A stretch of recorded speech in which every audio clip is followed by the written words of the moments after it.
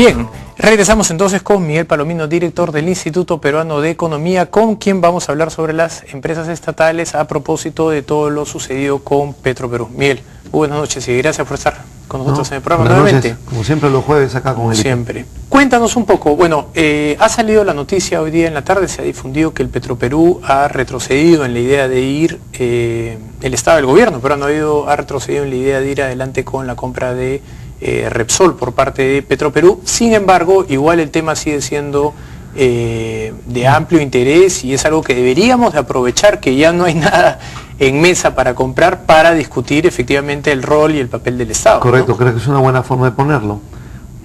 La discusión respecto a Repsol tenía por lo menos un par de partes, ¿no? Uno es los temas específicos de si convenían o no esos activos, si tenían el precio o no, si debía el Estado y en ese mercado había o no había, todo lo que fuera específico a esos activos de Repsol. Pero había además también una discusión más amplia respecto a la actividad empresarial del Estado y si conviene o no, en qué circunstancias.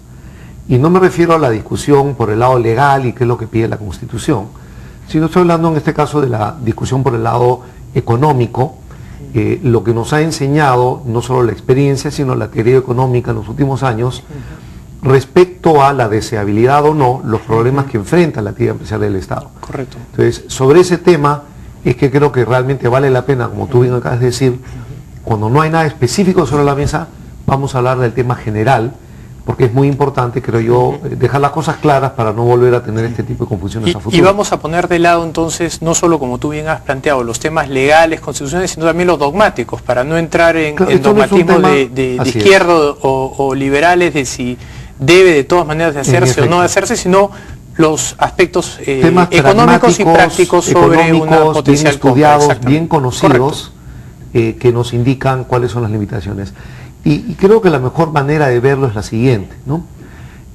Toda empresa, toda organización, sea pública o sea privada, tiene que enfrentar un reto muy importante, que es cómo se hace para que quienes están a cargo de dirigir la empresa o la organización la manejen de la manera en que quienes son los dueños, digamos en el sentido amplio de la palabra, quieren que se maneje.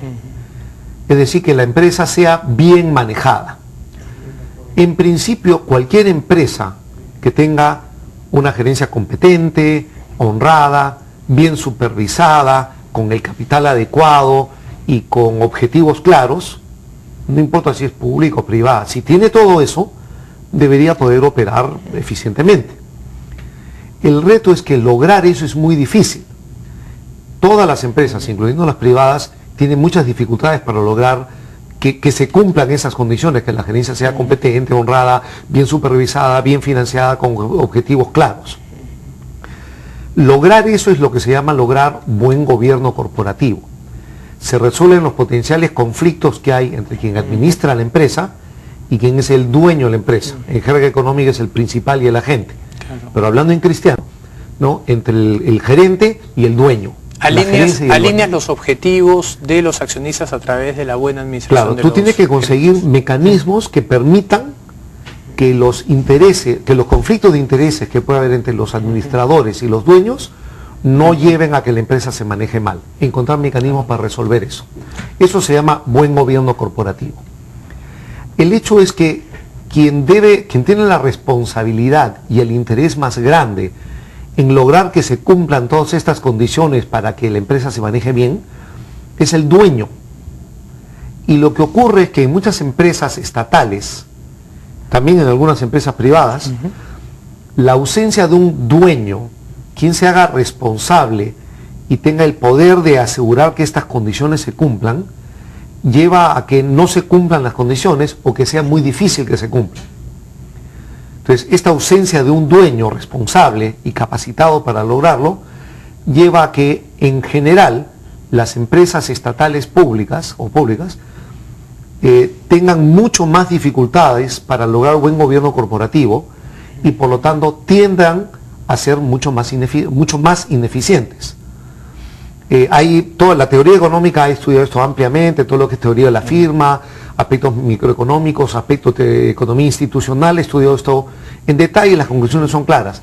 Y la experiencia histórica y pragmática del mundo también nos indica lo mismo. Para ser exactos, creo que eso se estudia desde 1932. Hay un famoso libro de Berlin Mintz sobre la corporación moderna norteamericana. Donde todo lo que es teoría, ¿no?, de la firma, ¿no? Claro. En teoría económica moderna, desde los años 60 y 70, hay toda una serie de artículos que se han desarrollado muchísimo. En el 76 se desarrolló la teoría de la firma de Jensen Mecklin, ¿no? claro. Entonces, a raíz de eso ha habido premios Nobel que se han obtenido a cambio de eso, y se tiene bastante claro el tema.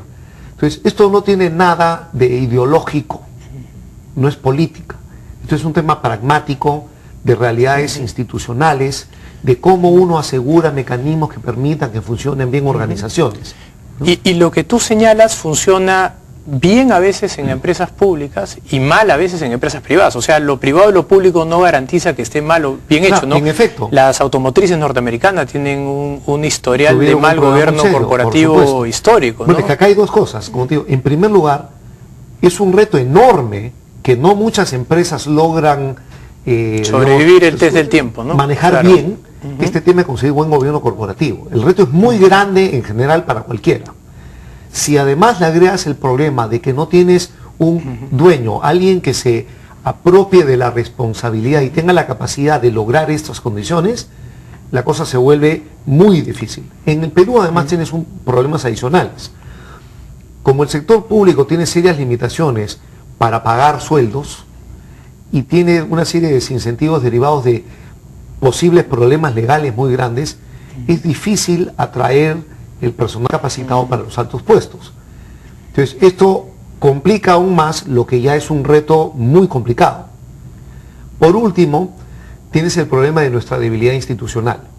Si hablamos de una empresa estatal, alguien que no es el dueño, un ministro, un presidente, algún alto funcionario público, o una institución pública, tiene que tomarse la responsabilidad y comerse el pleito de lograr buenas condiciones de gobierno corporativo.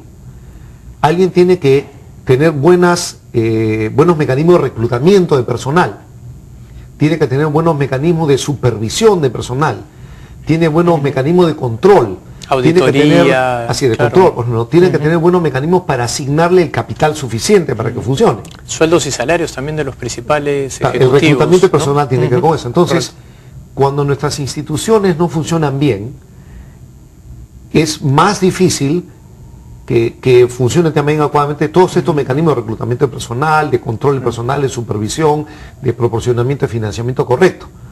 Hay mucho más espacio para que se introduzcan errores, para que se hagan mal esas cosas, que hacen aún más difícil lo que ya es muy difícil. Ejemplos de empresas públicas en el extranjero que tengan buen gobierno corporativo. Bueno, parte es el test del tiempo, recordemos, ¿no? O sea, no solo que tengan buen gobierno corporativo porque alguien se comó el pleito en algún momento dado y logró forjar algo, sino que sea sostenible. O sea, por ejemplo, si confiamos en que haya un buen ministro de un sector, que se asegure que las empresas de su sector tengan buen gobierno corporativo, ¿no? Confiar en que una buena persona lo vaya a hacer bien es muy bueno por ahora, pero cuando no esté esa buena persona, Claro. ¿qué va a pasar luego? Hay que tener la sostenibilidad en el tiempo. Se vienen a la Entonces, mente hay que buscar historias de largo plazo. Se más me vienen bien, a la ¿no? Y no mente hay muchas, la los verdad, fondos ¿no? de pensión norteamericanos y los europeos, creo que son organizaciones no siendo privadas, ¿no? Que se manejan con estándares de gobierno corporativo muy altos, ¿no?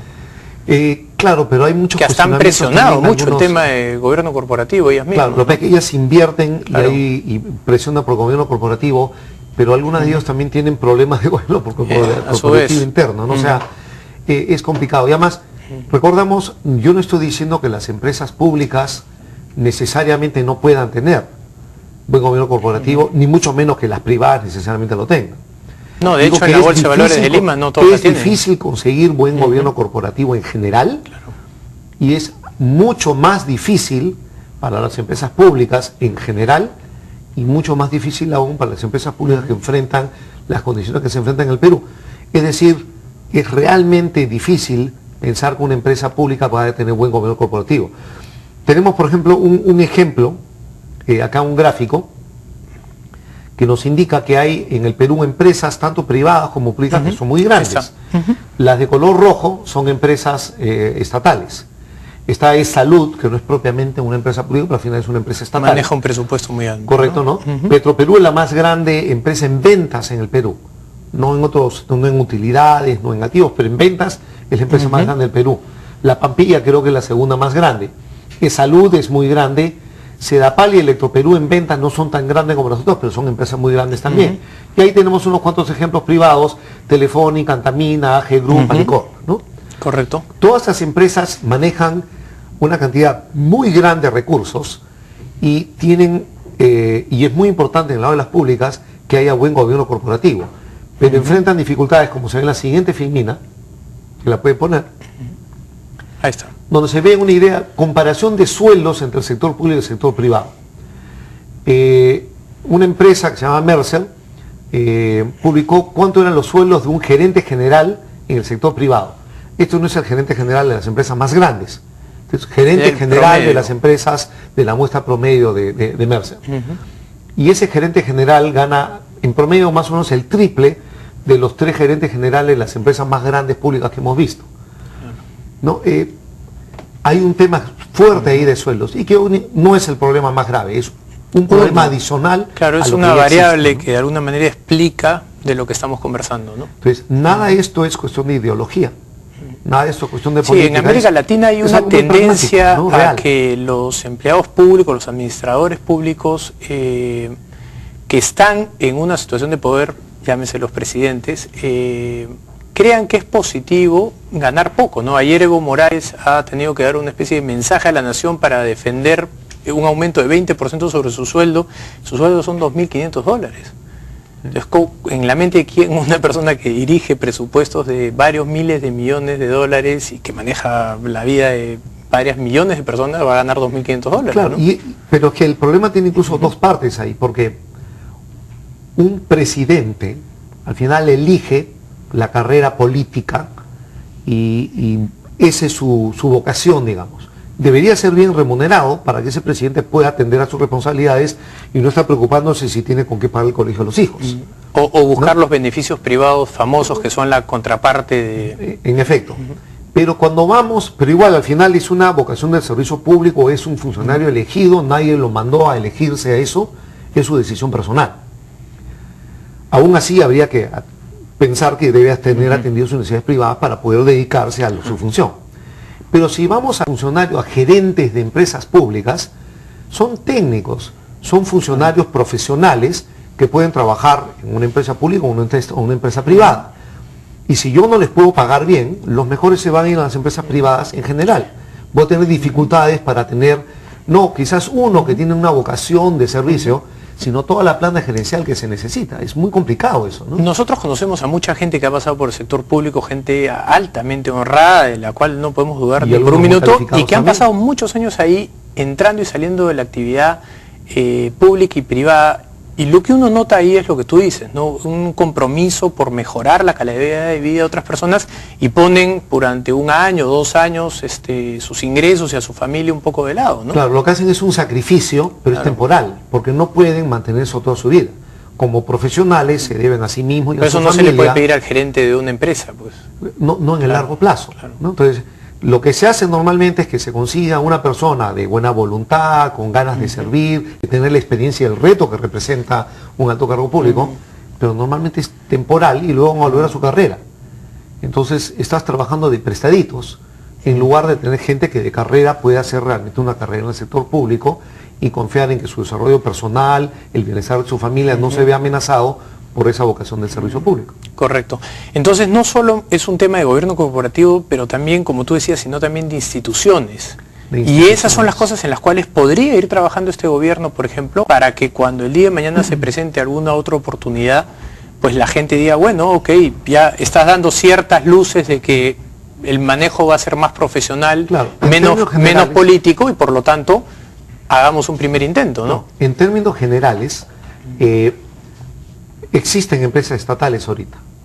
Si no van a privatizarse y se van a mantener en el Estado, entonces lo que habría que hacer es poner en marcha este enorme esfuerzo que ya sabemos que es muy difícil para por lo menos mejorar si no llegamos son más o menos 25 empresas estatales que quedan en Fonac. Sí, pero digamos, concentrémonos en aquellas que manejan más recursos, por lo menos, ¿no? Claro. Concentrarse en mejorar el gobierno corporativo de estas empresas, Petroperú, por ejemplo. comenzando con transparencia, por ejemplo, ¿no? Todo este tema de Repsol, por ejemplo, se habla de buen gobierno corporativo. Se decía que Petroperú, por ejemplo, quería entrar en la bolsa y levantar capital en la bolsa. Si lo hiciera, sería fantástico, porque quiere decir que se está exponiendo a un grado de escrutinio, a un grado de demanda mucho más grande. A una diligencia Pero eso debida, supone que la empresa tiene autonomía, se respeta como empresa, se respetan los canales a los que va. Pero si una empresa pública, lo que va a ocurrir es que cada vez que a un ministro se le ocurre que esta empresa debe encargarse de tal tema o de tal otro tema, y le manda a hacer algo sin consultar siquiera con el directorio, eso está muy mal. La forma correcta de proceder es, si el Estado actúa como accionista y tiene un interés, proponer, sugerirle al directorio de la empresa que considere tal o cual acción o actividad.